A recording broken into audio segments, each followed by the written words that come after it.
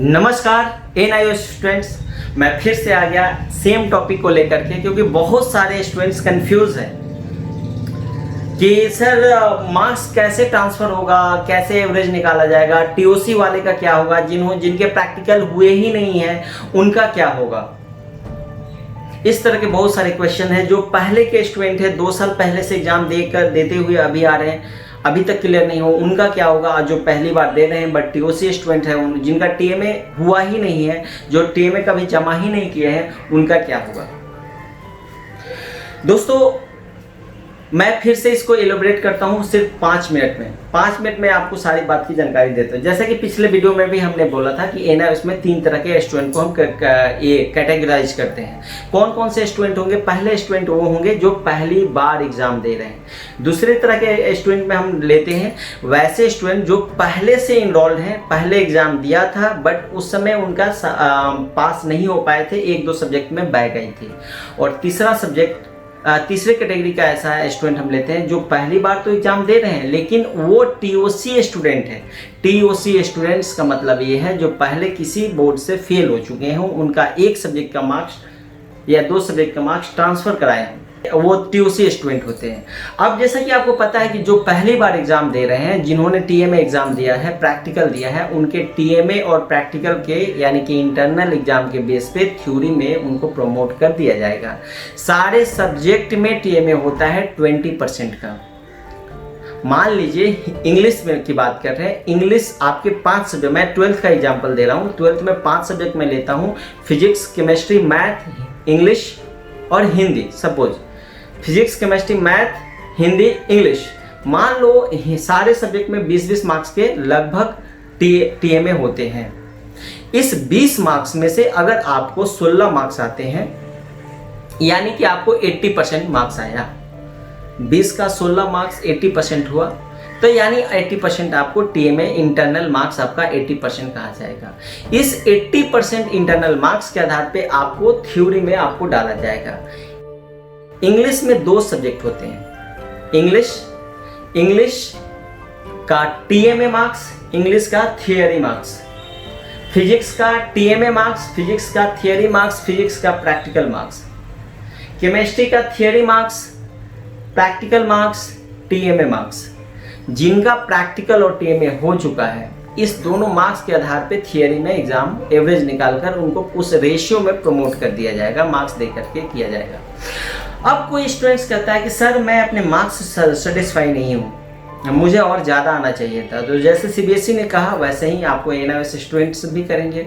जो भी स्टूडेंट्स अपने मार्क्स से सेटिस्फाई नहीं हो वो फिर से एग्ज़ाम दे सकता है, फिर से आने वाला पब्लिक एग्ज़ाम में बैठ सकता है, आने वाला ऑन डिमांड एग्ज़ाम में बैठ सकता है, और वो जो भी एग्ज़ाम में बैठेगा उसके लिए उसको उस एग्जामिनेशन फी पे करनी पड़ेगी। अब मैं बात करता हूँ दूसरे कैटेगरी के स्टूडेंट्स के लिए।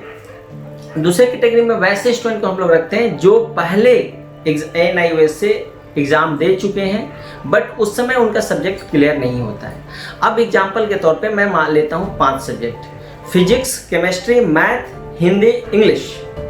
अब वो व्यक्ति अगर किसी भी 5 सब्जेक्ट में से किसी भी 3 या 4 सब्जेक्ट में पास हो गया है और 1 सब्जेक्ट में फेल हो गया था, तो उसको प्रीवियस मार्क्स का एवरेज निकालकर उसको पास कर दिया जाएगा। टीएमए वालों में मैं एक बात भूल गया था, टीएमए वालों को अच्छा ये टीएमए को मैं आगे एक्सप्लेन करता हूँ। तो ये चीज़ होगी आपके साथ प्रीवियस स्टूडेंट के लिए। अगर मान लो प्रीवियस स्टूडेंट है, मतलब पहले एग्जाम दे चुके हैं, एनआईओएस से फेल हो गए, 2 सब्जेक्ट में फेल हैं, 3 सब्जेक्ट में पास हैं, 2 सब्जेक्ट में फेल हैं, 3 सब्जेक्ट में पास हैं, तो ये तीनों का एवरेज निकालकर इस दोनों सब्जेक्ट में पास कराया जाएगा। क्योंकि इसने तो एग्जाम एनआईओएस तो ले ही नहीं रहा है, तो इसमें एवरेज निकाल के आपको पास कराएंगे। अब थर्ड कैटेगरी है टीओसी कैटेगरी। टीओसी कैटेगरी वैसे कैटेगरी है जो पहले किसी बोर्ड से एग्जाम दे चुके हैं, सीबीएसई से दे चुके हैं, उनके 2 सब्जेक्ट के मार्क्स इधर ट्रांसफर कराए हैं और उनका चारों सब्जेक्ट नहीं हुआ है, तो एटलीस्ट उनका प्रैक्टिकल का मार्क्स ट्रांसफर हुआ होगा, थियरी का मार्क्स ट्रांसफर हुआ होगा सीबीएसई बोर्ड से या किसी भी बोर्ड से। उस पास मार्क्स के आधार पे, प्रीवियस मार्क्स के आधार पे, देखो पहले आप फेल किए वो सीबीएसई बोर्ड से, फिर आए आप एनआईओएस बोर्ड में, तो जब वो मार्क्स उठकर इस बोर्ड में आया, सीबीएसई का मार्क्स उठकर एनआईओएस में आया, तो ये एनआईओएस का मार्क्स हो गया। अब ये जो सीबीएसई का मार्क्स था पहले, अब एनआईओएस का मार्क्स हो गया। इसके आधार पे एवरेज निकालकर आपको पास किया जाएगा। इन शॉर्ट मैं ये कहना चाहता हूँ दोस्तों कि कोई भी स्टूडेंट फेल नहीं होने जा रहा है। ये मुझे पहले से पता था। आप लोग बहुत ज़्यादा पैनिक हो रहे थे, हमने मुहिम भी छेड़ दिया था, बट मुझे अंदर से पता था कि बच्चों को क्यूएन बीए के आधार पे पास किया जाएगा या इंटरनल मार्क्स। हमने शुरू से बात किया था कि भाई टीएमए के आधार पे पास करो, टीएमए के आधार पे पास करो, और वही हो भी रहा है। तो दोस्तों आई थिंक ये वीडियो आपको समझ में आ गया होगा। और जाते जाते दोस्तों मैं बहुत भावुक हो रहा हूँ।